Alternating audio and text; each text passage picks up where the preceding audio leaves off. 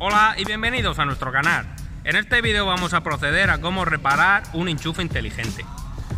El nuestro es marca Tekin, pero puede ser marca Leroy Merlin o cualquiera pesetero del Amazon. El siguiente paso es coger y meterlo debajo de una rueda. Da igual que sea furgoneta, camión o tractor del campo, lo que tengamos a mano.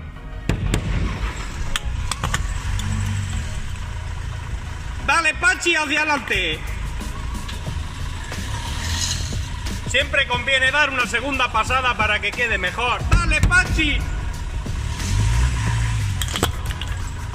Vale, ya lo tenemos. Esto ya pilla wifi, 4G y 5G si me apuras.